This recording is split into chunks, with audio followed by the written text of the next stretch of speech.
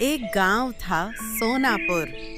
उसका नाम सुनते ही सबका दिल दहल जाता था। इस गांव पर ऐसा लगता था कि कोई सराप हो।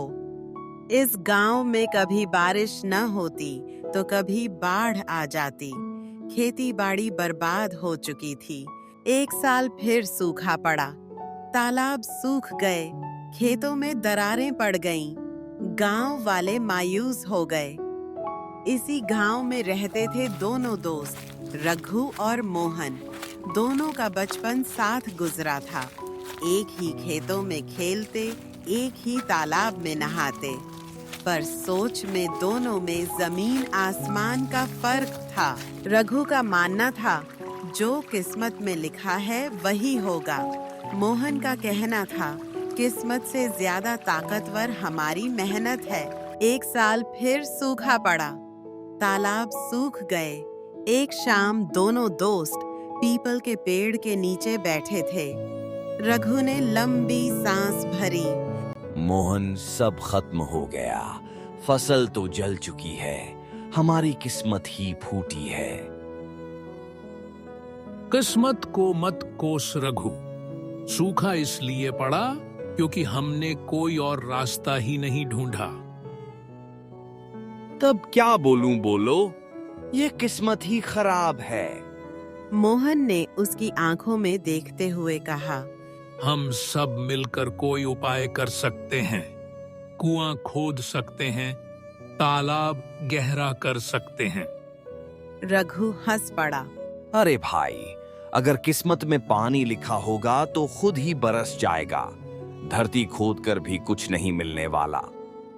पास ही बैठे गांव के बुजुर्ग श्यामलाल बाबा दोनों की बातें सुनकर मुस्कुराए और बोले, बच्चों, वक्त बताएगा कौन सही है, किस्मत वाला रघु या कर्म वाला मोहन। इसके बाद दोनों वहां से चले जाते हैं। कुछ ही हफ्तों बाद गांव पर कहर टूटा। अचानक अंधड़ आया, बिजली गिरी और आग फैल गई। कई झोपड़ियां जल गईं।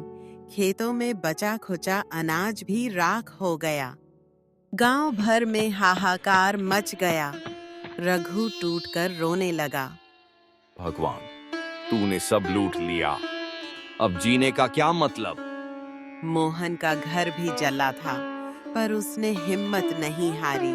उसने अपनी पत्नी सुगना से कहा, हम खत्म नहीं हुए, हमारा साहस जिंदा है।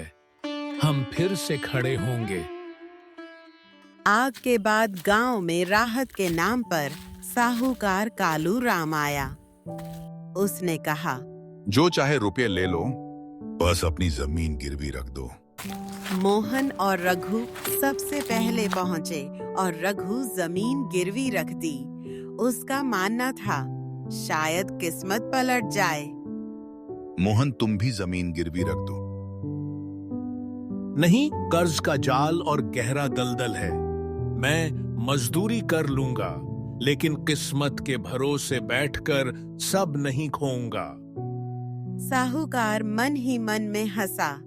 बेवकूफ, देखता हूँ तेरी मेहनत तुझे कहाँ ले जाती है। मोहन वहां से बोल के चला जाता है और रघु भी चला जाता है। इस तरह एक ही तबाही ने दो दोस्तों को दो अलग अलग रास्तों पर खड़ा कर दिया था। एक ने किस्मत के आगे घुटने टेक कर्ज का रास्ता चुना और दूसरे ने किस्मत को चुनौती देकर मेहनत का। अगले कुछ महीने दोनों दोस्तों के लिए बहुत कठिन थे। रघु साहूकार से लिए हुए पैसों से अपना घर चला रहा था। वो दिन भर गांव के चबूतरे पर बैठकर दूसरे लोगों के साथ अपनी बुरी किस्मत का रोना रोता रहता। एक गांव वाला भोला, तू कुछ काम धंधा क्यों नहीं करता? ऐसे बैठे बैठे पैसे कब तक चलेंगे? क्या काम करूं? किस्मत में ही जब आराम नहीं लिखा तो क्या करूं? जब तक पैसे हैं, खा पी रहे हैं। जब खत्म हो जाएंगे तो देखा जाएगा। शायद किस्मत पलट जाए और कहीं से गड़ा हुआ खजाना मिल जाए। वो कोई काम नहीं करता था। उसका मानना था कि जब किस्मत को देना होगा तो वह घर बैठे ही देगी। धीरे धीरे साहूकार के दिए हुए पैसे खत्म हो गए। अब घर में खाने के लाले पड़ने लगे। दूसरी तरफ मोहन और सुगना दिन रात एक कर रहे थे। मोहन रोज सुबह शहर जाता और देर रात तक मजदूरी करके लौटता। जो भी कमाता उससे घर का जरूरी सामान लाता।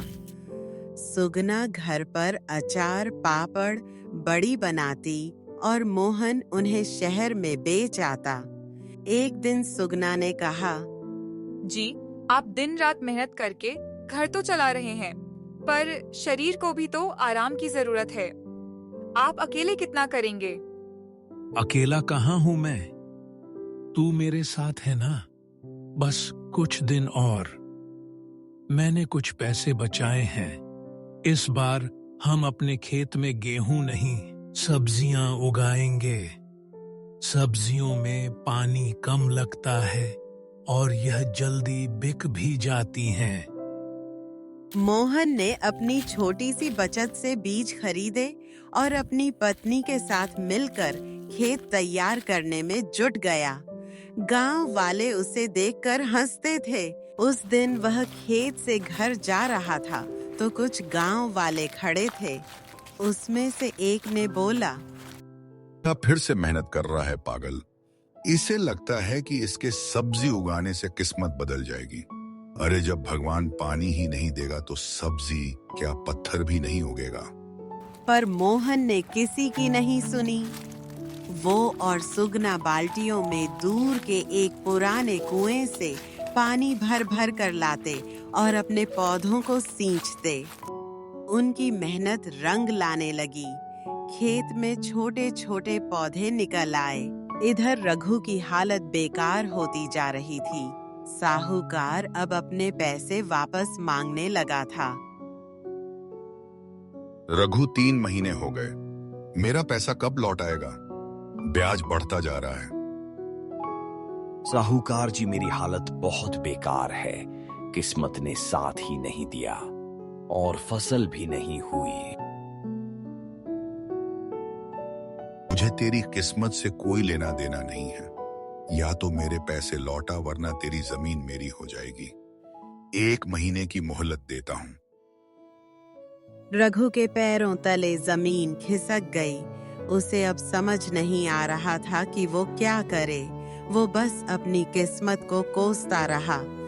एक दिन गांव में ढिंढोरा पिटा। राजा के मंत्री गांव आए थे। उन्होंने पंचायत बुलाई। गांव वालों, महाराज ने आपके गांव की दुर्दशा देखी है। उन्होंने फैसला किया है कि पास की नदी से एक नहर खोदकर आपके गांव तक लाई जाएगी ताकि पानी की समस्या हमेशा के लिए खत्म हो जाए। इस काम के लिए मजदूरों की जरूरत है। जो भी काम करेगा उसे रोज की अच्छी दिहाड़ी मिलेगी। यह सुनकर गांव वालों में खुशी की लहर दौड़ गई। यह एक बड़ा अवसर था। मोहन यह सुनकर तुरंत मंत्री के पास पहुंचा। मंत्री जी, मेरा नाम मोहन है। मैं इस काम के लिए तैयार हूँ। मैं बहुत मेहनत से काम करूँगा। ठीक है मोहन, तुम आ जाना काम पर। रघु भी पंचायत में मौजूद था, पर वो पीछे ही खड़ा रहा। वो कुछ नहीं बोला। उसको तो किस्मत की पड़ी थी। सब लोग वहां से चले गए थे। रघु और भोला वहां खड़े थे। रघु को भोला ने टोका, अरे रघु, तू क्यों नहीं कुछ बोला? तू भी जाकर कुछ काम कर लेता तो कुछ पैसे मिल जाते और घर बैठे रोजगार मिल रहा है। क्या फायदा? यह सब बड़े लोगों के काम हैं। हमें क्या मिलेगा? 4 दिन काम करवाएंगे और फिर भगा देंगे। और वैसे भी मेरी किस्मत में मजदूरी करना ही लिखा है, तो यहीं करूं या वहां क्या फर्क पड़ता है। जब किस्मत मेहरबान होगी तो बिना कुछ किए ही सब मिल जाएगा।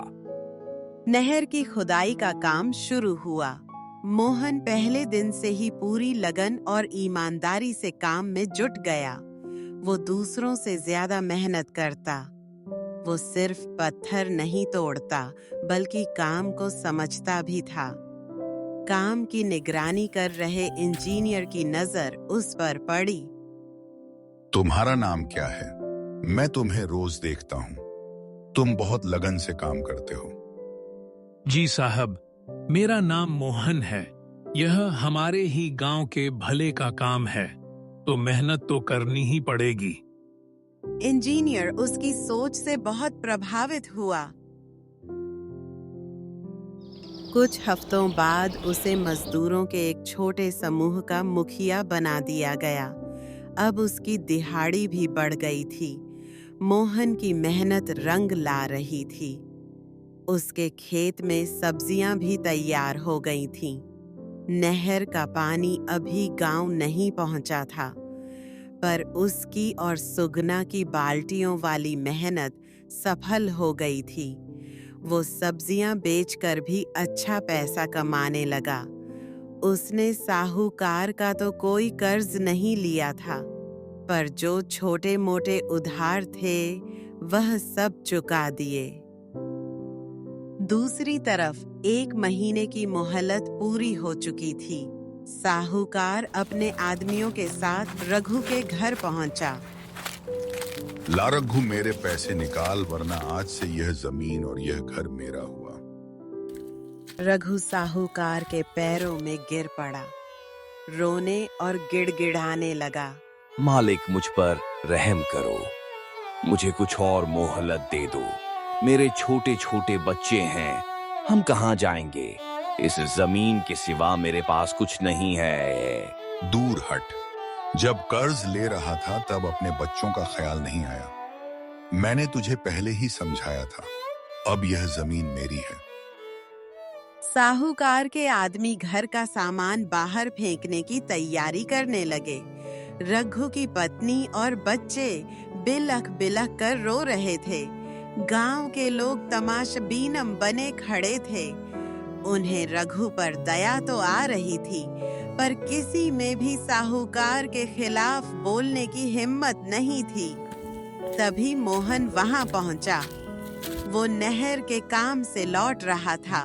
अपने दोस्त और उसके परिवार की यह हालत देखकर उसका दिल दहल गया। रुक जाइए साहूकार जी, यह आप क्या कर रहे हैं? तू कौन होता है मुझे रोकने वाला? यह मेरा और इसका मामला है। इसने मुझसे कर्ज लिया है। यह मेरा दोस्त है साहूकार जी। इसका मामला मेरा मामला है। बताइए, इस पर आपका कितना कर्ज है ब्याज समेत? साहूकार ने तिरछे नजर से उसे देखा और हंसा। तू चुकाएगा इसका कर्ज? अरे, दिन भर मजदूरी करके 2 रोटी कमाता है और चला है साहूकार का कर्ज चुकाने। पूरे 7,000 रुपए हैं। है तेरी जेब में? साहूकार जी, आप सही कह रहे हैं। मेरे पास अभी इतने पैसे नहीं है, पर मैं अपनी जुबान देता हूँ। यह रहा मेरा वचन। मोहन ने अपनी कमर में बंधे कपड़े से पैसे निकाले। यह वो पैसे थे जो उसने मजदूरी की तनख्वाह और सब्जियां बेचकर बड़ी मुश्किल से जमा किए थे। उसने अपने घर के भविष्य के लिए यह बचत की थी। यह लीजिए 4,000 रुपए। यह अभी रख लीजिए। बाकी के 3,000 रुपए मैं आपको अगले 2 महीनों में चुका दूंगा। मैं इसकी गारंटी लेता हूँ, पर आप मेरे दोस्त के जमीन के कागजात उसे लौटा दीजिए। साहूकार कालू राम एक चतुर बनिया था। उसने सोचा, इस बंजर जमीन को लेकर मैं क्या करूंगा? इससे बेहतर तो यह है कि मुझे मेरा पैसा मिल जाए, और यह मोहन मेहनती आदमी है, जुबान का पक्का लगता है। यह पैसे जरूर चुका देगा। ठीक है, सिर्फ तेरी जुबान पर भरोसा करके यह सौदा कर रहा हूँ। अगर 2 महीने में बाकी पैसे नहीं मिले तो मैं यह जमीन तो लूंगा ही, साथ में तेरी जमीन पर भी कब्जा कर लूंगा। साहूकार बोल के वहां से चला गया। उसके जाते ही रघु दौड़कर मोहन के पैरों में गिर पड़ा। उसकी आंखों से आंसुओं की धारा बह रही थी। मोहन मेरे भाई, तूने आज मेरी इज्जत बचा ली, मेरा घर बचा लिया। मैं किस मुंह से तेरा शुक्रिया अदा करूं? मैं तो हमेशा तेरा मजाक उड़ाता रहा और तूने अपनी सारी कमाई मुझ पर लुटा दी। रघु, तेरा दोस्त हूं मैं, पर एक बात याद रखना, मैंने तुम्हारा कर्ज चुकाया है, तुम्हारी किस्मत नहीं। अपनी किस्मत तो तुम्हें खुद बदलनी होगी। कब तक ऐसे हाथ पर हाथ धरे बैठे रहोगे? मोहन के शब्द किसी तीर की तरह रघु के दिल में लगे। आज पहली बार उसे अपनी गलती का एहसास हो रहा था। उसे समझ आ गया था कि उसकी बुरी हालत का जिम्मेदार कोई और नहीं, वो खुद है। 6 महीने बीत गए। इस बीच सोनापुर की तस्वीर बदल चुकी थी। नहर का काम पूरा हो गया था और अब गांव के सूखे खेतों में पानी पहुंचने लगा था। जो जमीन कभी पत्थर जैसी सख्त थी, अब उस पर हरियाली की चादर बिछने लगी थी। मोहन की जिंदगी भी बदल गई थी। अब उसे एक अच्छी तनख्वाह मिलती थी। उसने कालू राम का बचा हुआ कर्ज भी समय पर चुका दिया था। उसका अपना खेत अब लहलहा रहा था और उसके घर में किसी चीज की कमी नहीं थी। रघु के उन शब्दों ने उसे अंदर तक झकझोर दिया था। उस दिन के बाद वो एक नया इंसान बन गया था। अगले ही दिन से वो मोहन के साथ नहर की खुदाई में मजदूरी करने जाने लगा। शुरू में उसे बहुत मुश्किल हुई, पर उसने हार नहीं मानी। उसने मेहनत का स्वाद चख लिया था। एक सुहानी शाम दोनों दोस्त फिर से उसी तालाब की सीढ़ियों पर बैठे थे, पर आज का नजारा अलग था। तालाब अब पानी से लबालब भरा हुआ था। मोहन, मैं कितना बड़ा मूर्ख था। मैं किस्मत को, भगवान को कोसता रहा और तुम चुपचाप अपनी किस्मत खुद लिखते रहे। उस दिन अगर तुम ना होते तो मैं और मेरा परिवार सड़क पर होते। रघु, मैंने कुछ नहीं किया, मैंने बस अपना कर्म किया। और देखो, जब तुमने कर्म करना शुरू किया तो तुम्हारी किस्मत भी बदल गई। यह नहर, यह भी तो किस्मत का ही एक खेल था। यह एक मौका था जो भगवान ने हम सबके लिए भेजा था। मैंने उसे पहचान लिया और तुमने पहले ठुकरा दिया था। सच कहा तूने, मौका तो मेरे दरवाजे पर भी आया था,